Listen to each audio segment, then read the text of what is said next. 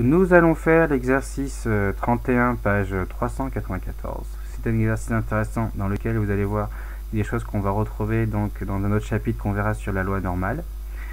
Donc ici vous avez donc une fonction f définie entre -1 et 1. Et donc vous avez de la forme a facteur de 1 moins x carré avec a strictement positif. Donc ici, trouvez la valeur de a. Donc naturellement, quand on cherche la valeur de a dans une expression de fonction, il est bien d'utiliser donc d'évaluer en des points. Donc si j'évalue en 0 par exemple, mais le problème si j'évalue en 0, je n'ai pas la valeur exacte de l'image de 0. Je ne sais pas combien il y a ici exactement.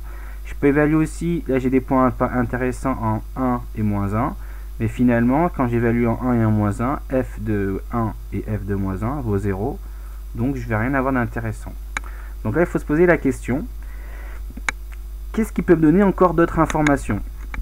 Ben, il n'y a pas grand chose, si ce n'est que si on... Donc là, en général, si on regarde les questions précédentes, si on est dans une impasse, là on n'a pas de questions précédentes, donc on va regarder l'énoncé, et il y a un truc, il y a une information importante qu'on doit utiliser, c'est que f est une densité de probabilité sur -1. Qu'est-ce que ça veut dire? Je vous rappelle qu'une densité de probabilité, c'est que 1, la fonction est continue sur -1, qu'elle est positive, donc on voit bien qu'elle est continue positive, et surtout que l'intégrale vaut 1. Autrement dit, l'intégrale, au passage, comme c'est une fonction positive et continue, c'est l'aire sous la courbe. Donc l'aire sous la courbe, ici, elle vaut 1. Ça, c'est quelque chose qu'on va utiliser plus tard, mais là, on peut anticiper déjà. Alors, on y va. On va voir ce que ça donne. Donc ici, je rappelle que f de 0, ça ne va pas nous être utile. F de 1 égale 0, ça devient a fois 0 égale 0, ça ne nous donne rien d'intéressant. Donc, on va utiliser plutôt que f est une densité sur -1. C'est-à-dire que l'intégrale entre -1 et 1 vaut 1. Donc je calcule l'intégrale entre -1 et 1 de la fonction f. Si je n'y arrive pas, donc je peux développer, voilà, et trouver, donc on a un polynôme du second degré en t. La primitive de a, c'est at, et la primitive de t carré, c'est t cube sur 3. D'accord? Donc là, je mets a. Donc ça, c'est aussi simple. Du coup, là, j'évalue en 1 et en -1. Ça, c'est un -1. Donc ça fait, ici en 1, ça fait a, moins a sur 3, moins. Ensuite, j'évalue en -1 cette expression, ça fait -a. Et à cause du moins qui est là, ça va faire plus. Parce que moins au cube, -1 au cube, c'est -1. Donc avec le moins, là, ça va faire plus. Ça fait donc plus a sur 3. Je simplifie, je résous et je trouve 3/4. Donc a vaut 3/4. Question suivante. Si x est une variable aléatoire de densité f, d'accord, celle qui est là, prouvez géométriquement, ça c'est important, que pour tout t appartenant à 0,1, p de grand x supérieur ou égal à t, c'est pareil que p de grand x inférieur à moins t, ou égal à moins t. Donc p, c'est la probabilité que x soit supérieur à t ou égal à t, c'est pareil que la probabilité que x soit inférieur ou égal à t. Alors déjà, on va essayer de comprendre géométriquement qu'est-ce que ça veut dire p de grand x supérieur ou égal à t. Alors, là. Donc déjà par définition, c'est l'intégrale entre t et 1. Pourquoi je mets t et 1? Parce que finalement, le grand x, il est donc -1, 1. Donc si grand x est supérieur à t, ça veut dire qu'au minimum, il vaut t, et de manière au maximum, il vaut 1. Et tout va bien puisque t est compris entre 0 et 1. Donc là, j'ai un nombre entre 0 et 1. Et comme la fonction est positive, ça l'aire sous la courbe. D'accord? Donc là, j'ai représenté ici l'aire sous la courbe entre t et 1. C'est ici. D'accord? Et si je regarde l'aire sous la courbe entre... Donc, qu'est-ce que ça veut dire ça? Au passage, donc je ne l'ai pas écrite effectivement. Alors que ça, si vous voulez, ça c'est l'intégrale. Donc x est plus petit, grand x est plus petit que moins t. Donc forcément, au maximum il vaut ici, et au minimum il vaut -1. Okay, donc ça c'est l'intégrale de f de x dx. Donc ça c'est l'aire sous la courbe qui est ici.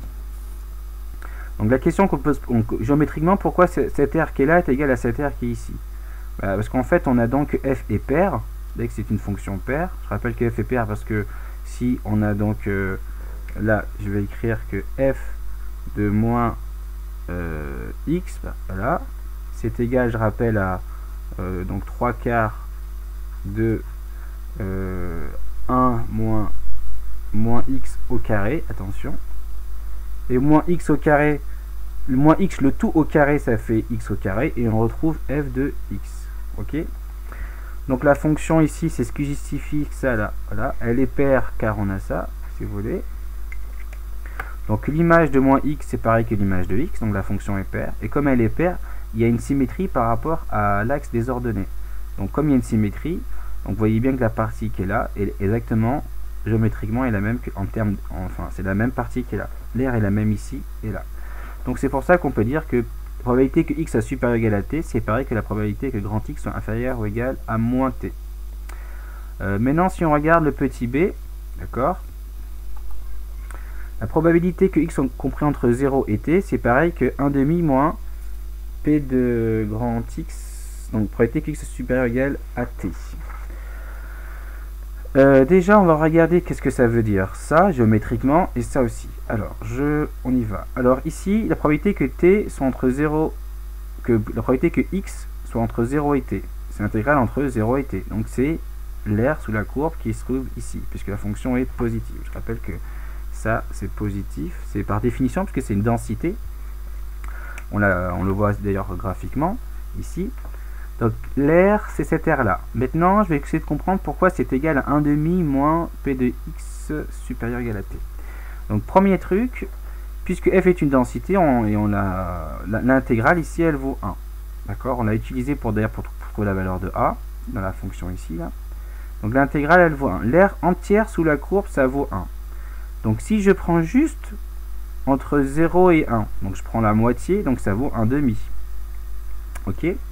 Ensuite, maintenant, donc je rappelle que ça, je refais un petit rappel que la probabilité que x soit entre 0 et t, c'est l'aire sous la courbe entre ici 0 et t. Et donc vu que toute la moitié là que j'ai mis en gris, d'accord, je vais refaire mon papier pour que ce soit clair pour tout le monde.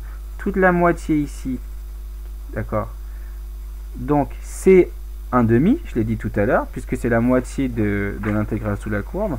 Ok, toute la courbe c'est 1, donc la moitié là c'est 1/2. Et pour retrouver ce qui est cette aire là, finalement j'ai qu'à retrancher cette aire qui est ici. Ok, je retranche l'aire qui est là, que je retrouve ici. Donc vous voyez, cette aire qui est verte là, je la retrouve ici. Donc si je prends la moitié donc de l'aire totale sous la courbe, c'est-à-dire 1/2, et que je retranche cette partie là, et ça forcément, ça c'est l'intégrale, d'accord, je peux l'écrire ici, ça c'est l'intégrale entre t et 1 de f de t dt, f de x dx, pardon. Donc ici, c'est finalement, on retrouve que l'aire qui est orange, c'est ici la moitié, donc 1/2, moins l'aire verte, qui est donc probabilité que grand x soit supérieur ou égal à t.